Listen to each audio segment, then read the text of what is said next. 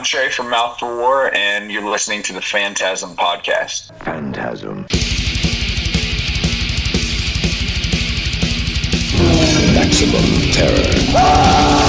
That's your target audience, baby! Phantasm. And you know something? I sort of enjoyed it. Phantasm. Sell the metal! Sell the metal! Sell the metal! Sell the metal!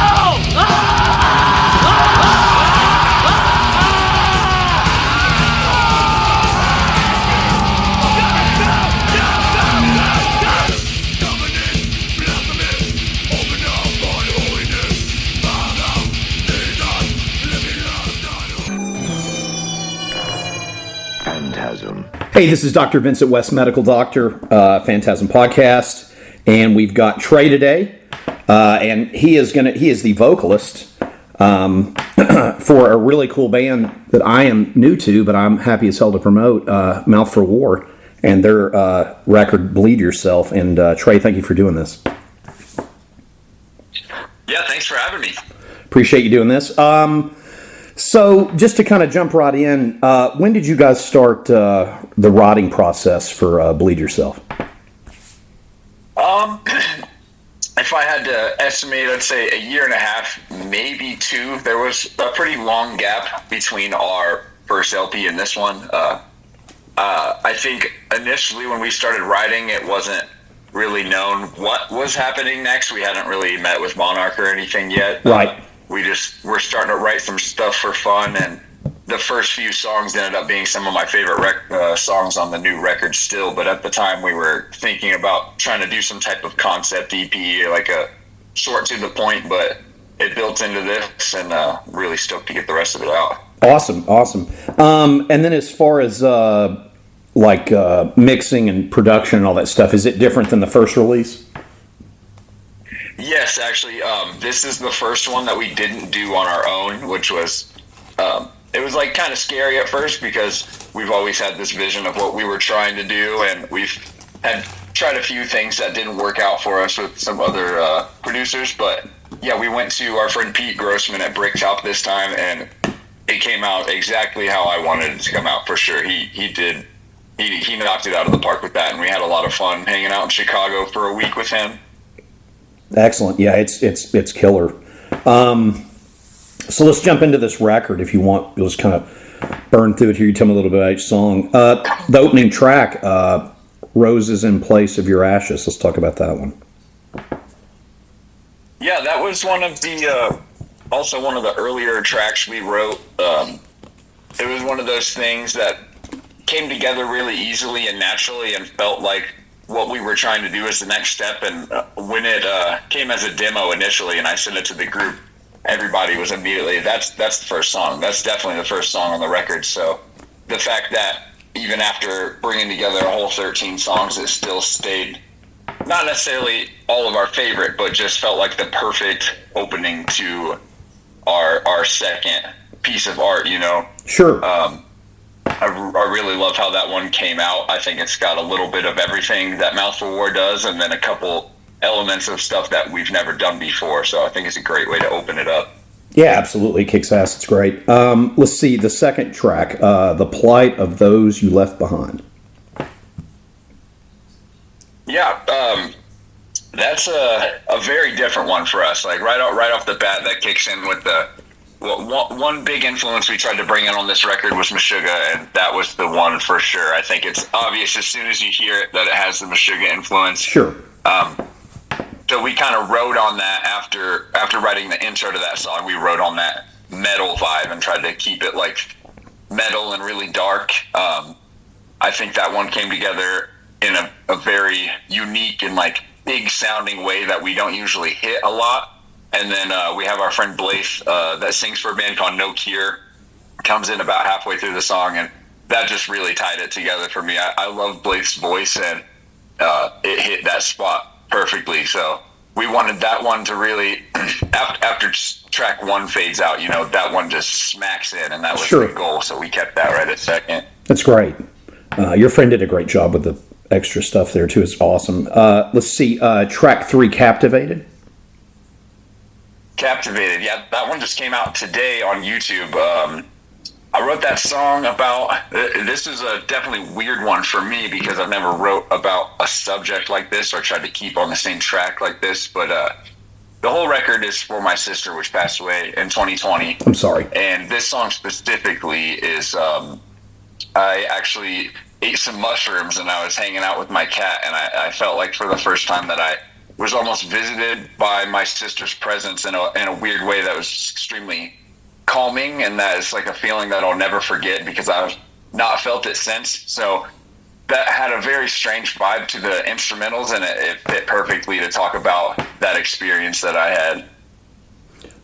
I'm sorry to hear about your sister. That's great, therapy to work through it with music. I think that's great. And Yeah, killer sure. song too. Let's see, track 5, track 4, No Grace. No Grace. This is one I strayed off of the path of the grief themes and stuff a little bit, and kind of talks on essentially just angry at God, I guess, or at whoever the creator is. Sure. I'm not a person who necessarily believes in God, but it's just kind of a angry song, like a kind of why me kind of song. Sure. If anything, that one is more about the kind of people, because there are two songs that have that same theme. That one, No Grace, is more talking about the kind of people that will tell you that everything happens for a reason, or that God wanted your sister in heaven. Like that kind of stuff is extremely upsetting to me. So I kind of touched on the subjects of just being angry overall about that situation. Right. Yeah, it's it's incredibly well laid out, the record and everything. It's really cool, just everything about it, and you getting incredibly personal with it. I appreciate that. And let's see, track 5, Taste of Steel.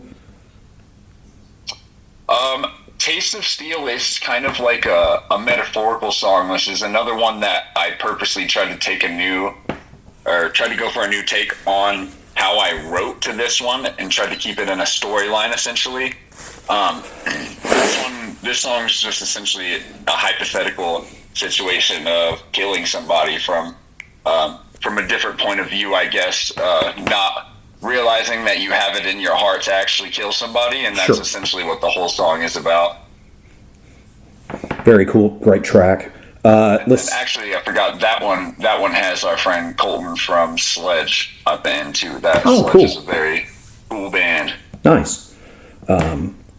Let's see, track 6, In Lieu of Flowers. Yeah, that one we just wanted to split up the record with something different. All of us are huge Deftones fan, and that's essentially what we were going for there. I think maybe even has a little bit of a Linkin Park vibe, just the groove. That was also the only song on this record that I mixed myself, just because I wanted it to have a different feel right in the middle. Nice. So yeah, it's essentially just an interlude with a vibe that we wanted to bring at some point. Very cool. And then leads us right into track 7, The Devil. Yeah, that one is also essentially an aggressive song about revenge, about paying somebody back for the pain that they've sent your way, and I think that might actually be the first song that we wrote for this album, and still ended up coming out to be one of my favorites in general. So I'm very stoked on that one. Yeah, that's a great song. Really, really cool. Let's see, track 8, Saturate Me. Yeah, this was, we used this one to kick off the record cycle. We thought this song had a little bit of everything that we do in it, as well as being one of our longest songs that we've had. So we figured that was a perfect way to announce the album after already putting out the Monarch thing. Sure. This song is kind of about a struggle that I had feeling like it's a little hard to explain sometimes. Feeling like I was repressing certain memories and thoughts of my sister that at some point I realized that I kind of had to open up and let these things take over and let these things really think about these things and not avoid thinking about them, so I could pick them apart and maybe come to more understanding what was happening with my brain and with my grief. So this song is kind of about opening up to that instead of trying to stray away from it like a lot of the other songs. Okay. Excellent. Track 9, Under the Gun. Under the Gun is they're kind of back to back intentionally, and they were that was the very first song on this record we put out, actually, to announce that we had signed with Monarch before the album. But it has a pretty similar theme to Saturate Me, except pretty much the opposite. This song's about feeling very attacked by memories and intrusive thoughts, and almost feeling like you just want to forget everything that happened, but also with the fear that forgetting means forgetting the person that you loved. Sure. And yeah, those songs go hand in hand with the same but opposite themes. So we felt those were perfect to flow together. Saturate Me and Under the Gun. Yeah. Gotcha. Yeah. It's like I said, I as awkward as it may sound, I find it, a lot of people might find it relatable for you to go through losing someone very important to you through the album. I think it's awesome. It just makes me like the record more personally as a listener. Not that you lost someone, but that you're able to talk about it with your art, with the record. Let's see, track 10, Talking to God. Yeah, that one is pretty much exactly what the title is. It's got similar themes to No Grace, but this is more directly towards like the creator and just being angry. It's a very, very why me kind of thing, and sure. Why would any real God want things like this to happen on Earth? And just touching about how I'm just pissed, about the situation I am in that one. That one's just a very aggressive song. Sure. And then track 11, Shattered Self. Shattered Self is it's more of just a fun, bouncy song, but it's kind of just overall subject of just touching on grief and feeling like you're losing touch of yourself because you're spending so much time in a rut. Feeling like you can't look at yourself and feel like you're the same person that you were before. And that's what Shattered Self is about. Gotcha. Let's see, track 12, The Rush of Sing Red. This is the only song on the record that it doesn't sound silly, but I would say it is intended to be just a little bit silly. The instrumental was supposed to be just all mosh parts. It's supposed to be heavy, mad song. It's pretty much just about beating ass. That's all I can really say. Okay. It's also just kind of a hypothetical. It's like, it's just supposed to be pissed off. It's talking about kicking ass. Gotcha. And then track 13, Bleed Yourself. Yeah, Bleed Yourself is just obviously the wrap up of the whole record. Trying to get the lyrics in my head. I haven't thought about this one in a while. Definitely thought it was a good way to wrap it up because of the way it ends. It kind of, a lot of our songs end or pay off with a big heavy part, but the end of this one just turns into like kind of a jam session that just loops and loops. And then at the end, it's just Mason drumming for a couple bars, and we thought that was just such a cool way to end the record. You can hear the drums in the big-ass room at Bricktop that we love the way that room sounds. You just hear everything like you're sitting right in front of Mason. So right. We figured that was a perfect way to wrap it all up. So for the cover art, can you talk about that for Bleed Yourself?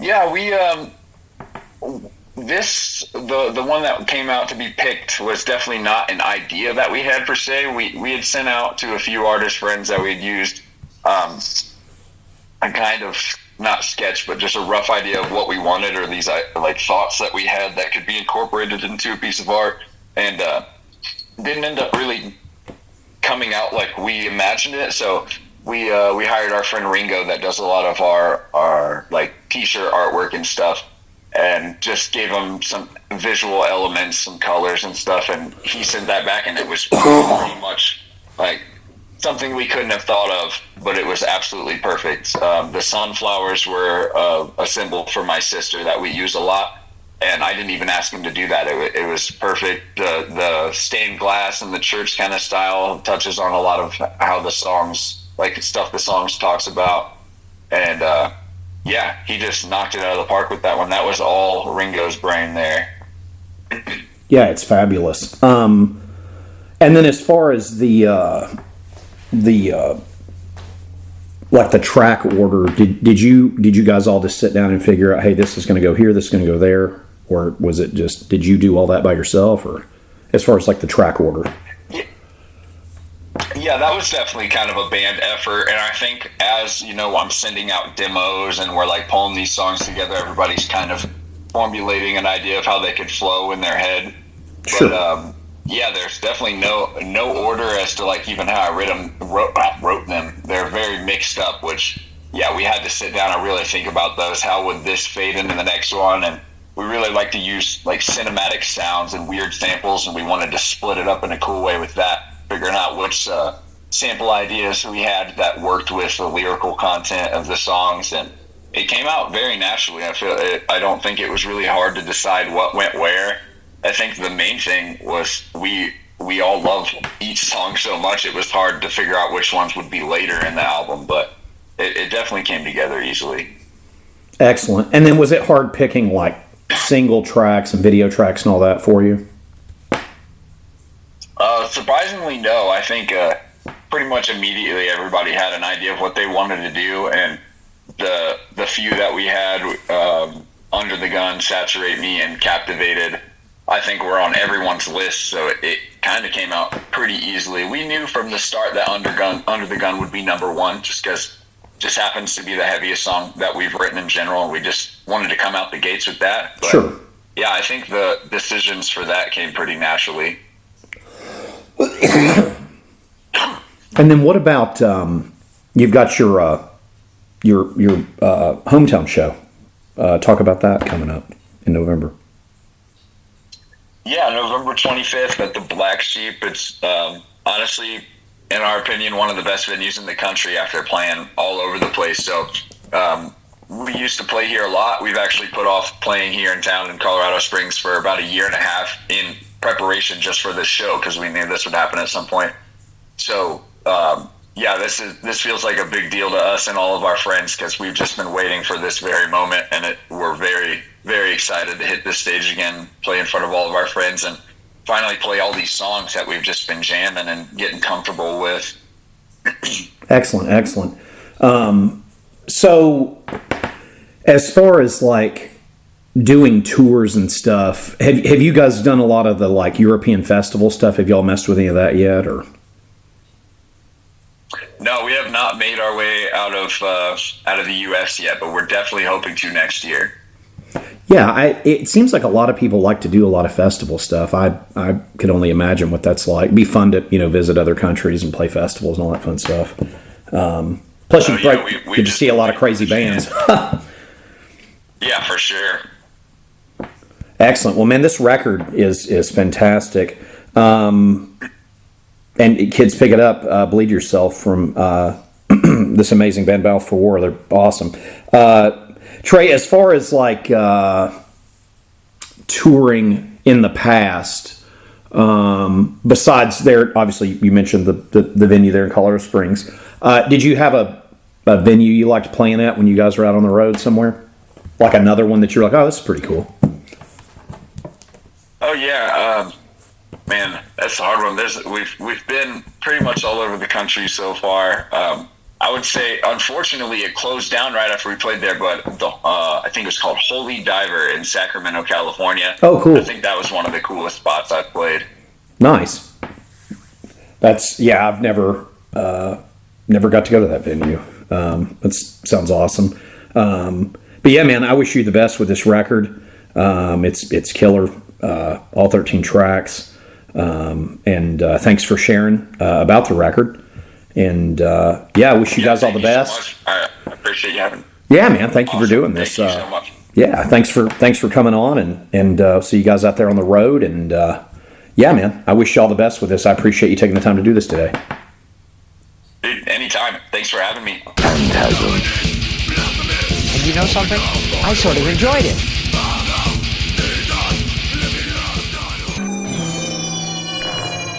Phantasm.